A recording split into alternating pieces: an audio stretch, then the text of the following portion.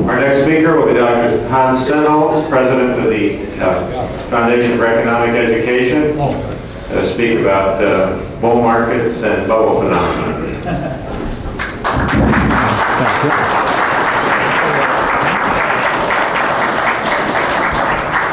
I know we're late, but you have a full hour. We just ran behind 1 hour. Okay, thank you very much.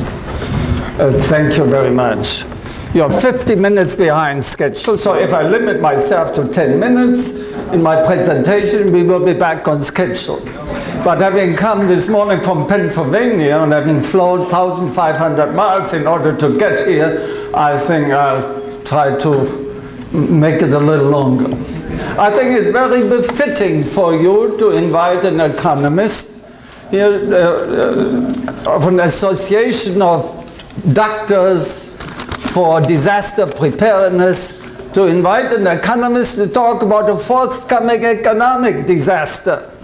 And I intend to talk about the stock market and what's going to happen to the American economy.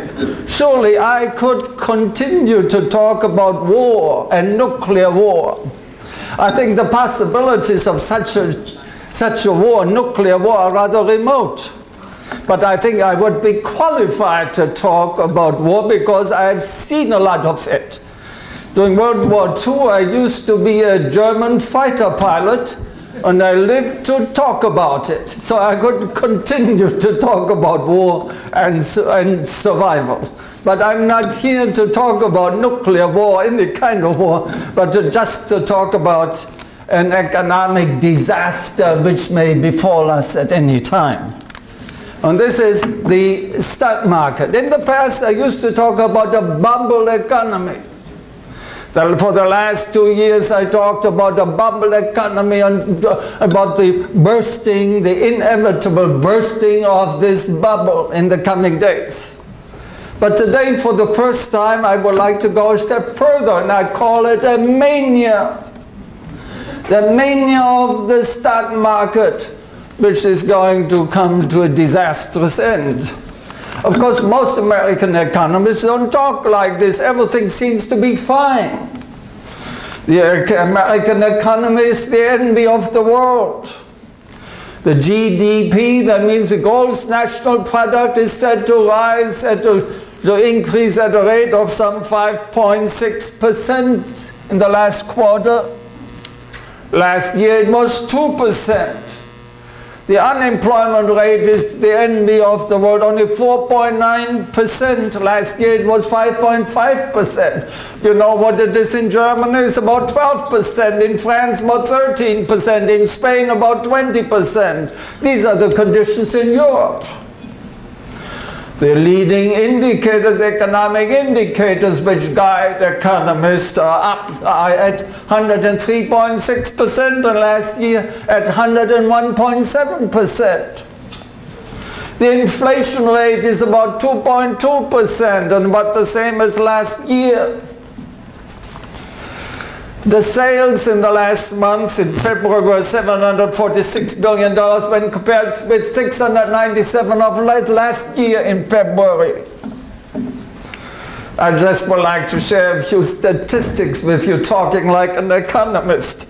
And the orders of purchasing agents' orders index right now is at 54.2% when compared with 50.1% last year.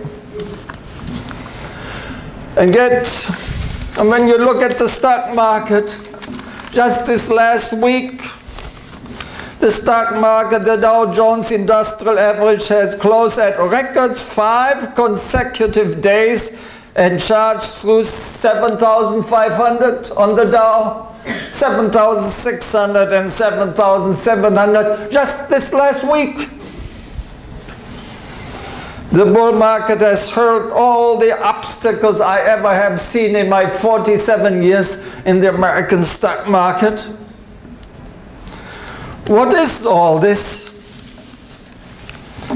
As a matter of fact, there's a tremendous wealth effect of this, which is visible everywhere. The people who have their money in the stock market are gaining, are profiting every day, which has a tremendous wealth effect they're enjoying, the American people are enjoying a vast increase in their personal wealth, people in the stock market. And as a result of this wealth effect of the stock market, there's a tremendous boom in consumer spending by wealthy households, by you. Tremendous consumer conspicuous consumption as a result of this wealth effect of the stock market. The consumer credit is at an all-time high, $1.2 trillion right now, when compared with $1.1 trillion last year. And it doubled. Consumer credit has doubled since 1985. These are the economic conditions. But throughout the history of the economy of the Western, in the Western world, the capitalistic system during the last 200 years, there always has been the trade cycle, the business cycle, the ups and downs in the economy. Is, you know, the boom followed by the bust and the recession, the depression.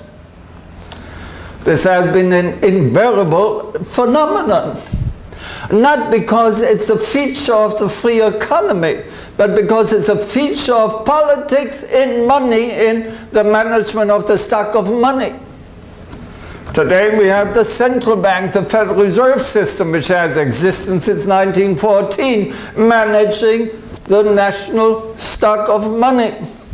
Most of the time promoting and injecting funds. All eyes today are on the Fed. Just listen to the news, to the financial news every day. They talk about the Fed and Alan Greenspan, what he has done or what he's going to do tomorrow. He's going to meet somewhere sometime next week, and they're all people talking about it, and all eyes are glued on the Fed.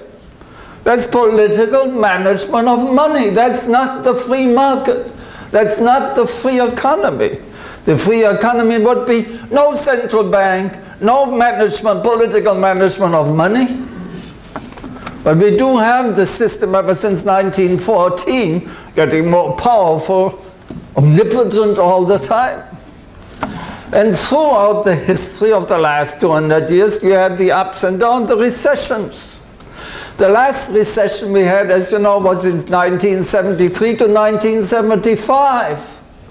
And at that time, you may remember, we had an unemployment rate of some 11%. The economy declines, output declines. And a recession, actually, from our point of view, is something very beneficial. It's the boom time that does the harm. When there's easy money is being injected in the economy, interest rates are very low. And as a result of this injection, the political injection of new money, business at low and artificially low interest rates makes many mistakes. You have malinvestments, factories that are built, and houses and hotels, motels being built that have no economic justification, except the low interest rates. The low interest rates induce businessmen to do things which they otherwise would not do. And that's maladjustment, malinvestment. Then you have a feverish economic boom. And consequently, sooner or later, this fever breaks, and then you have the recession, the decline, the readjustment, the inevitable readjustment to this preceding boom. It's the healing time. The recession is the healing time when business has to cut back, has to economize, has to correct mistakes, write off the mistakes, and so on. And finally, then the economy picks up again. This is the normal order of things. So sooner or later, there has to be a recession. There always have been, and today, no, we had this since 1982 for the last 15 years. There was a beginning of a recession, surely a couple of times, apparently, but then it picked up again. The last real recession last time in 1982. 81, 82, during the first 2 years of the Reagan years. A recession. Well, I think this time is much worse. Once in a great while, you don't just have a recession, you have a mania, which is followed by great economic difficulties. What is the nature of a mania? An investment. We are seeing an investment mania. It's a madness that takes hold of the population. And we may be witnessing the greatest of all times in American history right now. It's very similar. I would like to mention two others. Very similar to this madness of the 1920s, which led to 1929, to the crash and the deep depression, the Great Depression thereafter. And I also would like to mention the Japanese depression of recent years. The Japanese, it's very similar. We have a situation very similar to the Japanese mania of 1974 to 1989, when the Japanese were all over the world buying anything in sight, when the real estate prices went sky high. I think a square mile of real estate in Tokyo was worth as much as all the real estate in California at that time. When the stock market, the Japanese stock market, the Nikkei, went from 2,500 on the Nikkei to 39,000 in 1989. These are the two recent examples, again for the same reason, the same phenomenon. I'm contending that we are witnessing one right now here in the United States. What are the features of a mania? At first, you have a powerful, persistent rise in valuations, powerful, persistent rise with fewer and fewer adjustments. And I'm pointing back going back to 1982. Here it began in 1982 after the last Reagan recession of 81-82. You must remember 1982 in August, or let me put it this way, at first already there was a stabilization of monetary policy already under Jimmy Carter in 1980, and finally there was the election, then Reagan was elected, and Reagan continued a stable monetary policy until August of 1982. But what happened in 1982, by that time the American recession was spreading to other parts of the world. In August of 1982, Mexico defaulted in payment, in interest payment. American banks had lent Mexico, I think, some $80 billion in bank loans, and finally the Mexican government defaulted. And because and then immediately Brazil followed suit and all others. And immediately there was a possibility that if Mexico, a big debtor, would default, then the big banks, our banks, creditor banks, would default as well. Because some had lent as much as 200% of their capital and more to Mexico, which was defaulting. Consequently, the US government immediately rushed, I think it was some $25 billion in emergency credits to the government of Mexico, and then the International Monetary Fund rushed another $8 billion to Mexico in order to make payments, and the crisis passed. And from that moment on, then the American monetary authorities then eased credit, made money available, lowered interest rates, and began to expand again. And this present boom and stock market boom had its beginning then in 1982. And at first it began very slowly with fewer and fewer readjustments, and until finally it began to accelerate. Another feature of a mania is the broad participation by the public. You know, today 43% of the American households hold stocks, directly or indirectly. And I would assume that here 100% of you are owning stocks directly or indirectly, through your pension funds, insurance funds, and what have you. So 43%, that's vast popular participation, which is a basic feature of a mania, people getting involved. Nowadays there are 2,700 mutual funds, 100 springing up, it seems, every month. Mutual funds are investment companies collecting money. They receive between 15 to 20 billion dollars of new money every month to invest, which they have to invest in the market. That's the mania. And this money does not come from savings.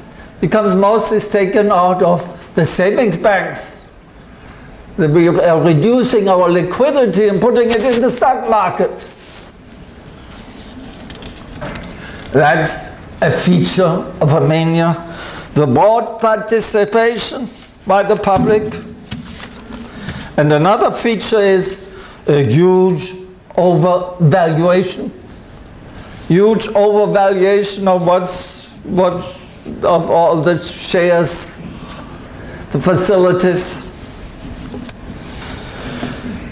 And in fact, the American economy since 1982 has about doubled in monetary value. If you eliminate the inflation factor there, perhaps the American economy has grown by some 50%, but the stock market has risen tenfold, from a Dow Jones average of 800 to almost 8,000. The economy in real terms has risen 50% since 1982, the stock market 1,000%. That's a vast overvaluation. It has been calculated that if just the return right now on stock investments of the Standard & Poor's 500, I think is 1.35%. Just in order to get back to a 3% return, the market would have to drop by some 3,000 points, from nearly 8,000 to 5,000, below 5,000, just to get back to a 3% return. Bonds pay nowadays, government bonds pay nearly 7%. And now the last few days are dropped to 6.76%, let's say around 7%. But General Motors bonds, General Motors Acceptance Corporation bonds are still selling, yielding 8%. The stock market 1.3% and rising, the yields falling. That's a mania. And moreover, this is another feature in the present mania, and this is the official sanctioning. The Federal Reserve is sanctioning it. Surely once in a while Alan Greenspan is saying, mumbling something about irrational evaluation or expectations, but nevertheless, when the market broke in 1987, immediately the Fed rushed in and bought everything in size and tried to stabilize the situation. That was for the first time too that the Fed, the Federal Reserve, our central bank, rushed in order to prevent the decline from deepening, from getting worse. So you have an official sanctioning of it all, of this mania. And as a result of this, and I touched on this already, you have a tremendous, vast increase of the paper wealth. For the last 5 years, I lived in New York, in the suburbs of the Westchester County of New York. And everywhere I looked, million-dollar homes were rising fast. Building everywhere, million-dollar homes being built everywhere. Not the poor people, there is no additional wealth. There's only this paper wealth of the people in the stock market. Young brokers and financiers in the stock market are enjoying a tremendous paper wealth. Remember, the national economy has grown, let's say, since 1982 at a 3% rate, and that's saying a lot. And the stock market has risen 1,000% and rising, or beating, reaching new highs every day. Which I mentioned has led to a tremendous consumer spending. Then there's another factor which I would like to mention here, and this is our dependence on foreign money. The foreigners are in, they have something to do with that here. There is what we call the yen carry trade. The yen, the Japanese currency. You know, the Japanese, as a result of their mania, which was 15 years, now from 1982 to right now is also 15 years of a boom market developing into a mania. The Japanese, as a result of the deep recession and depression they have been in since 1990, consequently the Central Bank of Japan has lowered its interest rates to ridiculous levels in order to stimulate, induce new activity. The Japanese interest rates right now, discount rates are 1/2 of 1%. Consequently, by the way, European rates, Swiss rates, discount rate 1.5%, German rate 2.5%. Our rates are 5%, discount rate is 5%. I'm mentioning this to illustrate a very massive force of speculation there. All in the Caribbean, all around us, there are American institutions that borrow Japanese funds at 1/2 or 1% and turn around, convert to the dollar, and buy American bonds, US Treasury bonds at nearly 7%. It's a vast activity there, speculative activity with foreign money. Primarily Japanese and Swiss money. They're speculators, institutions, index funds all over in the Caribbean, everywhere, borrowing Japanese money at 1/2% and then turning around and buying dollars, which props up the American dollar. The American dollar then is kept high as a result of these purchases, and then invest their money into American bond market, keeping bond prices high, interest rates low, and you have a tremendous activity, speculative activity. It's 0.5% interest in Japan and 5% in the United States. That's the yen carry trade. Of course, then our balance of payments deficits, we import now about $1.1 trillion of merchandise in a year, and to export about 900 billion, so there is a deficit. With the deficit we pay, and then with the money, our money goes out. We export our money and bring in the merchandise, which has two beneficial effects for us. Now, exporting our money keeps we send our cash, our credit out to Asia, and we get back foreign goods, which keep our goods prices down. We have very, very low price inflation, goods price inflation, because all these foreign goods are coming. We ship our money out, and then the prices of goods, foreign goods are coming in vast quantities. A stream of foreign goods is keeping our prices down. Now, what happens? What's going to happen to the end? What's the signal of the end of all this? It will come to an end, with ominous consequences to come. What will be the symptoms or the beginning? Well, a mania, we don't know how far it will run. We don't know, no one knows. We only can watch it. There's no regularity or no rhyme or reason. You don't know when it will come to an end. But we do know the longest mania in Japan took 15 years until the bubble burst in the last few weeks of 1989 in Japan. Ours now is, the life for ours is some 15 years. But this does not mean that it will end right here. It can run, who knows, a few more months, a few more years.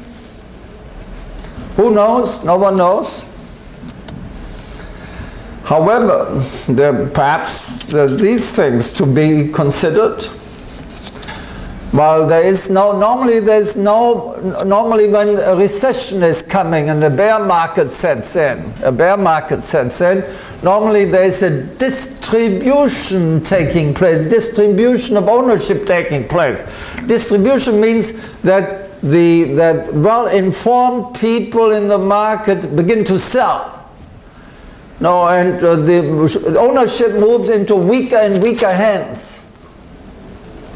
That's distribution. But in the case at the end of a mania, you don't have this. You know, this distribution. There's no warning signal of distribution. There is massive participation. Everyone denies that it will happen. That's why it's possible. If people would be afraid of a mania and say, yes, there's a possibility, it could not happen. But the very fact that everyone denies it, that this is a mania, refusing to see it, that makes it possible. However, let me tell you, in 1929, what happened in 1929? There was one phenomenon which is very similar to now, and this is that the lower priced and lower capitalized stock lagged badly behind the blue chips in 1929. Therefore, in 1929, the beginning of 1929, there were complaints that most people in the stock market with the lower priced securities didn't actually participate. They were complaining that their stock had not risen. And I think the situation today is very similar. If you look at the different indexes, the indices, no, the very popular one, the Dow is up, every Dow Jones Industrial up every day, and up some 35% so far this year, up every week it seems. The Standard & Poor 500, the leading 500s leading the way, up almost 35% this year so far.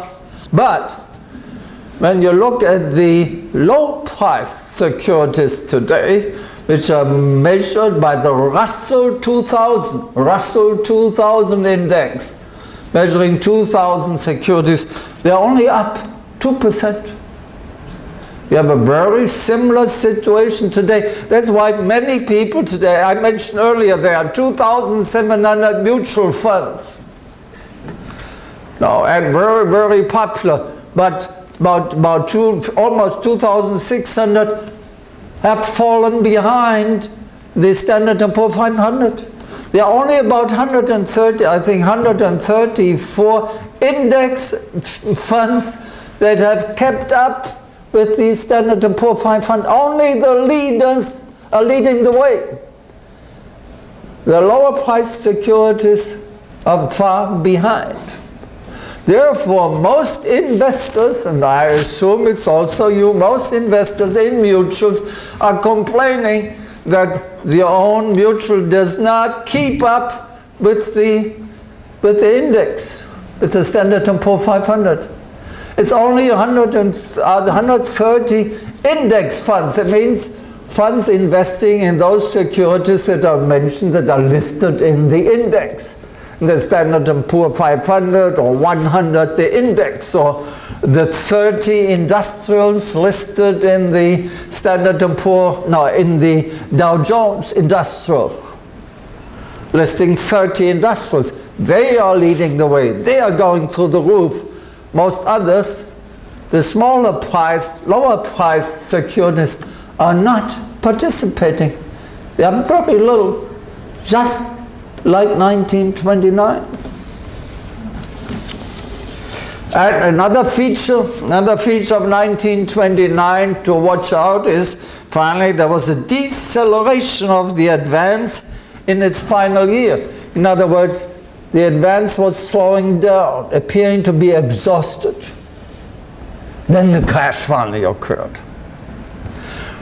When we look at this feature of 1929, I don't see it. We are still accelerating, it seems. There's no deceleration, no slowdown in this madness. Therefore, who knows, our market may still go much higher before the mania will come to an end. Well, I'm fully convinced that this is going to happen. What can you do about it? I think recently, Sir Templeton, which is a big name in American finance, a boy from Kansas who made billion-dollar fortunes in creating the Templeton funds, you undoubtedly know. He was asked, well, what can we do? And his reply, his reply was, well, this is the time to be in the bond market, not in the stock market. Get out of the stock market in the bond market. The bond market pays 7% almost US government bonds. I'm not recommending US government bonds because you're financing conspicuous spending, wasteful spending by government. But General Motors, I think General Motors is here to stay, still paying 8% right now. Now that's, and in case, let's say interest rates later in a crash, interest rates may come down, no, then the bonds would do very well. As interest rates, bond rates come down, the prices of bonds would rise. That's the advice of Templeton. This is a time to be in the bond market, not in the stock market, not in this mania. There's one possibility. Another possibility is also to take the money back where it came from in the first place, from the banks. The savings accounts and investment accounts in the banks.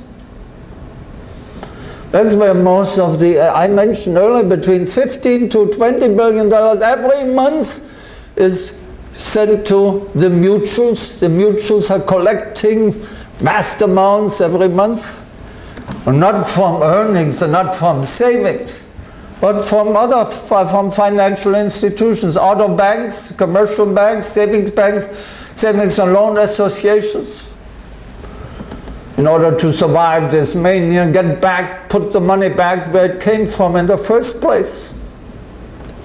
Back in the banks. And above all, also avoid this massive consumer spending I mentioned. I mentioned $1 trillion in consumer debt. Much of it is not by poor people. The default rate is very high too, very high. You know? And in case of a crash, it would surely be much higher yet. I think the default rate is right now 6% or so of consumer loans. And so this conspicuous consumption, if you just built $1 million home on a big mortgage, or bought $1 million yacht on a mortgage, no, that would be dangerous. Get your financial house in order for the storm to come. Oh no, I'm not saying that this should be a disaster for you, surely not. Just get out of harm's way. Don't participate in this mania.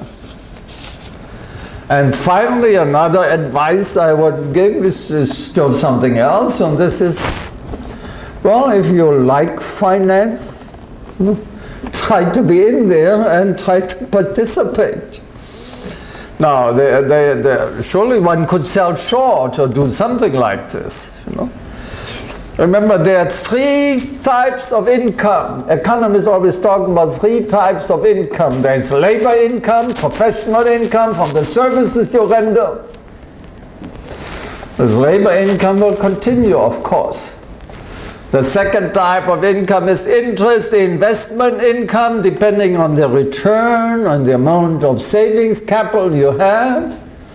And the third type, which is always the only, practically the only source of family wealth, this is opportunity income.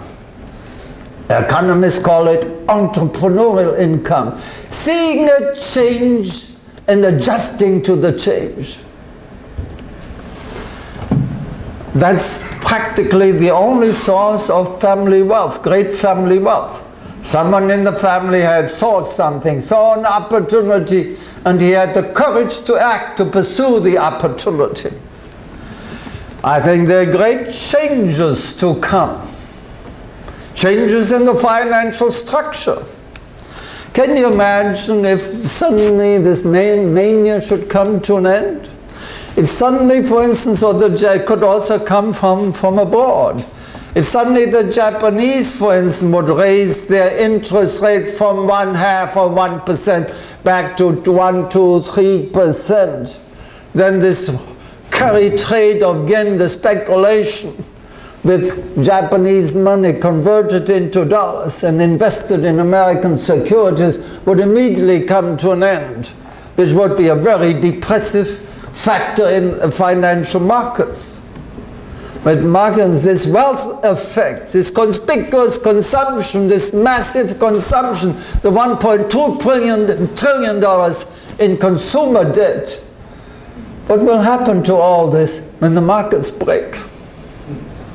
It's too ominous to reflect, to contemplate. Therefore, my advice is to get out of harm's way. No, I'm not saying that you should lose. No, this is no way to lose, to go from a market which pays 1.3% to General Motors or to a bond market that pays 7 or 8% is no sacrifice, but it's getting out of harm's way. And if you have the courage and the ability, although most of you shouldn't, because it really, to be an entrepreneur, to want to participate in all this, takes ability, time, strength, dedication, which you may not want to give to finance. May not be worth it. It's not your cup of tea. But you can get out of harm's way. Out of harm's way, that means out of this madhouse, which is the stock market. And this is my advice. We don't know when this is going to happen, but we are fully convinced that sooner or later this is going to happen. As a matter of fact, after this last week, it's the last week, with the stock market charging through the Dow going to 7,500, 7,600, 7,700, just this last week. That's popular madness. No, I don't know whether there's going to be a break here. Surely there will be some minor breaks before the mania really will come to an end. There's another principle of mania economics, and this is normally in mania economics, the markets go back to the levels where they used to be at the beginning. That means, at the beginning the Dow was about 800, under 800 in 1982. Right now it's approaching 8,000. So some believe that it's inevitable that the markets will go back where they came from. I don't subscribe to that, but I do believe that the markets, like the Japanese markets, I think the Japanese market was 39,000 on the Nikkei. Now, and then right now, where is it right now? About 20,000. So cut in half. Cut in half 7 years later. I believe in that. That it will probably happen sooner or later that our markets will be cut in half. That's what we foresee. So my advice is get out of harm's way. No, get your financial house in order. If you just bought $1 million yacht, $1 million jet plane, or $1 million home on a mortgage or loan, get rid of it. Live your lifestyle which you can afford and stay out of harm's way. That's my message to you today. Thank you very much.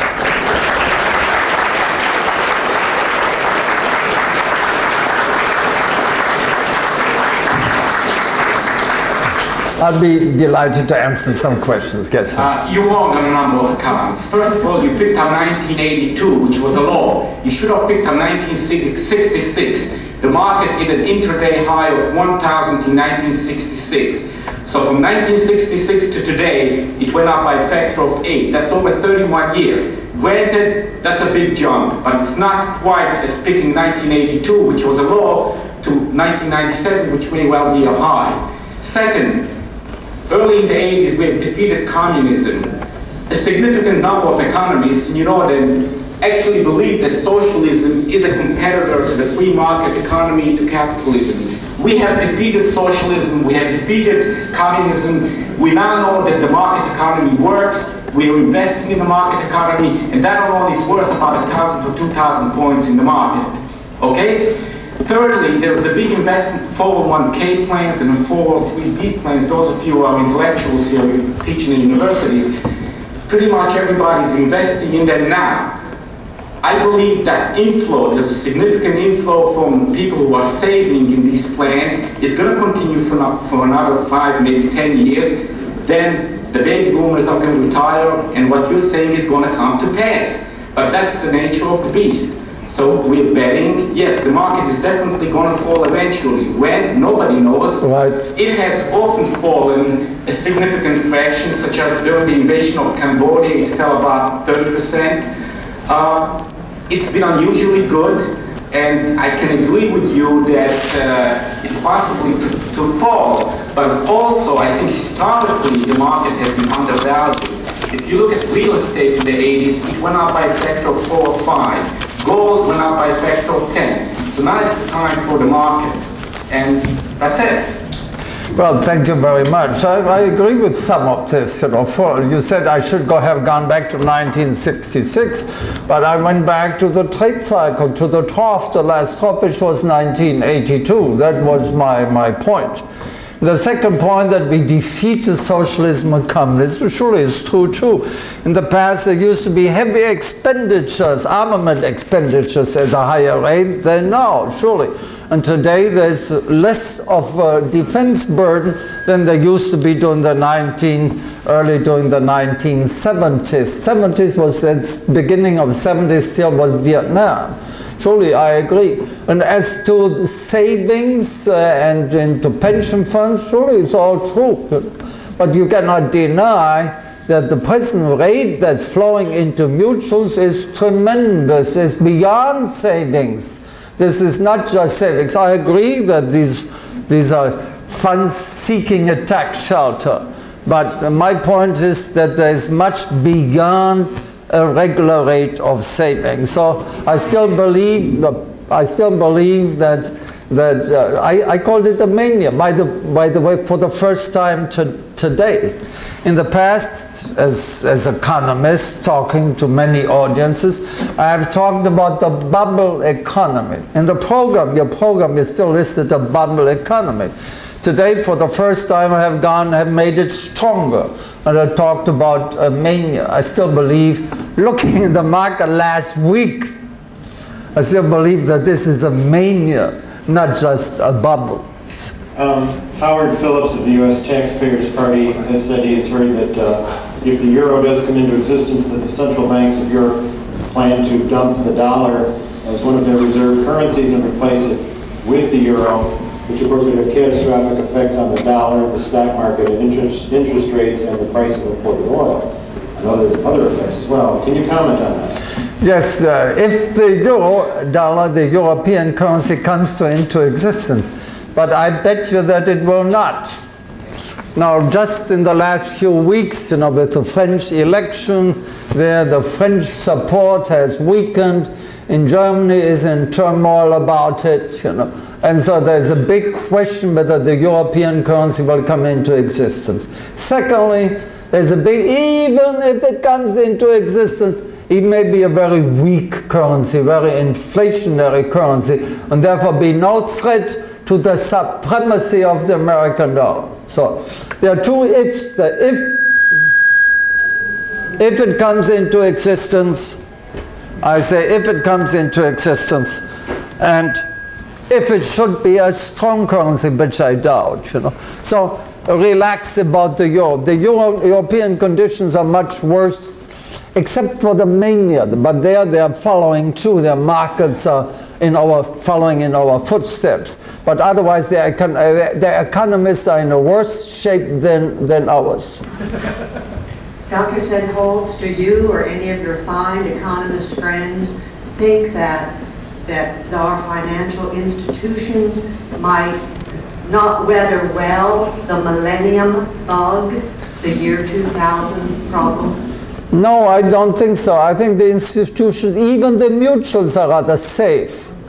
And even I could have talked about derivatives being used by the trillions. For instance, some of our banks have trillions in derivatives outstanding, like options and futures and swaps and so on. I could talk about it. But I think that's rather safe. And why? The mutual, what does the mutual owe you? If you make an investment in the mutual and the stock market crashes, the mutual only owes you the market value of the investment. There is no legal obligation to restore your deposit. There's no, it only has, the mutuals have the legal obligation to pay what the market value of the securities they manage, nothing else. Banks have the legal obligation to maintain your deposit, to pay back your money, but not the mutuals. Therefore, I don't think many mutuals will fail. You will lose people in the money, with the money in the mutuals will lose their shirts. Surely many mutuals will lose customers and then get so small that they no longer have an economic justification for existence and they will fold up, but not default. The mutuals will not default because there's no legal obligation to pay you in full. They only pay you what's left after the crash. Your remarks about harking back to the 29 crash remind me of a relatively well-known remark that Joe Kennedy was asked how did he know that the stock market was going to crash and liquidated all his stocks before being very wealthy, of course, financing his sons later on. How did he know that? And his comment was that only a fool holds out for the last dollar. It's true, but then the question is, what's the last dollar, you know? No, it's true, that's right. Well, I don't think I'm giving radical advice here, do I? To take your money out of 1.3% return and put it there where you can earn 7 or 8%. And I do bet on General Motors surviving any crash, or take GE or whatever, you know, some leading corporation, a bond, corporate bond. I would not buy government bonds. That's financing conspicuous, wasteful consumption by government. But surely the corporate bonds paying 8%, what's so bad about that? And then if interest rates decline, then they will even rise in price. I listened very carefully to your comments about getting out of harm's way and moving into the entrepreneurial area. I worked 40 hours a week for Chrysler Corporation to pay my mortgage. I started several successful small businesses, and I helped people accelerate their small businesses on themselves. In fact, it was my entrepreneur efforts that brought me in contact with DDP, and then I found myself becoming a volunteer on most efforts.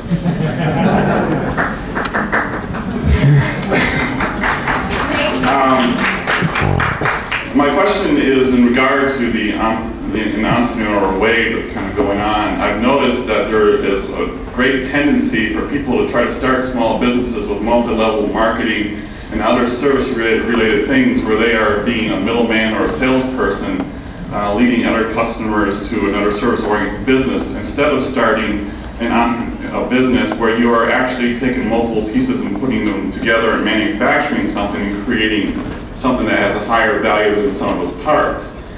Have you noticed, is there any observance of something like this going on as a regular trend or concern in our economy and how it might affect small business and its nature? Well, if there should be a readjustment, a recession, a decline, the end of the mania, it will have an impact on most economic services, most economic production, including medium and small enterprises. You know, surely.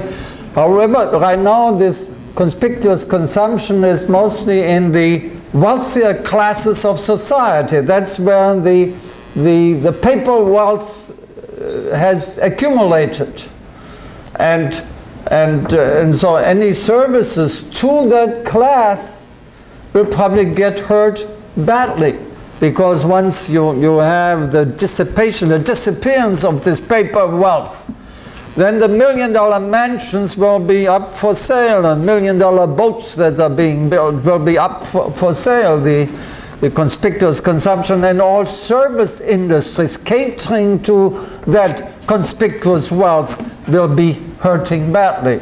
So I would, if you advise entrepreneurial activity, I would rather than cater to the economy that's not bloated, where there is no bubble. Yeah, there is a tremendous explosion of service-related businesses with the technology explosion. Yeah. Yes. Yes, sir. Dr. Sennholz, we've had 2 days of discussion of all sorts of imminent disasters, you know, the atomic war and biological war. This is the worst one. Economic war, yes, that's right. And it's something that... This one really hurts. Yes. You know? Yeah. Unseen, but there. A lady asked you a question, and I don't think you understood her question. She was asking about the year 2000. This is something that surprised me that no one's discussed here, because it's an imminent disaster, as I see it, and there's a lot of people smarter than I am in the field of economics and computers see it, and no one's mentioned it. Of course. Year 2000, you know, the breakdown of the computer system, we don't have enough time to repair it, and it's going to be utter chaos in about a year, I think. Of course, I've heard about this and I've read about it, but I don't quite believe it. Now, I am aware that nowadays the corporations are spending millions in order to prepare for this adjustment of the computers to the year 2000. As I know it, as I see it, right now, if nothing is being done, the computers as set up will read 2000 as 1900. So everything will be loused up, will be miscalculated, misstated, and so on. However, corporations are already spending millions to prepare for this, and this is 1997. I'm sure if there is a big technological problem, in my belief, it will be solved. I have this faith in engineers and computer programmers and wizards that they can solve this. I'm not convinced that that's going to be a disaster. It will cost some money to prepare our computers, but it will be done. You're right. That's my faith in engineering and in our scientists. One more gentleman, yes. Would you comment on the monetization of the debt? Because they keep talking about M1, or the quantity of money in circulation relative to the hard assets in the society, in our society, and that if there's going to be a depression or a recession, that interest rates would go up to reflect, would have to go up. to reflect the real cost of money and what people are entitled to return to compensate for the inflation rate. Most of the inflations we have known in the past are consumer price inflations as a result of the multiplication, the expansion of the stock of money. The printing of money by the Fed. That has been the inflation in the past. And there we talk, economists talk about M1, M2, M3. That means M is the stock of money in our pockets and our checkbook money. Altogether it's called M1. M2 is the same plus the savings our accounts. M3 is the same as M1 and M2 plus other liquid assets. Altogether some $4.5 trillion. When you look at, when I'm mindful, I'm watching this and I've written about, published about this. Our inflation today is different. M1 has not risen during the last year, even it has declined a little. M1. There has been no printing of money this last year. M2 has risen very little. M3 perhaps has risen at a 7 or 8% rate. So the printing of money is minimal.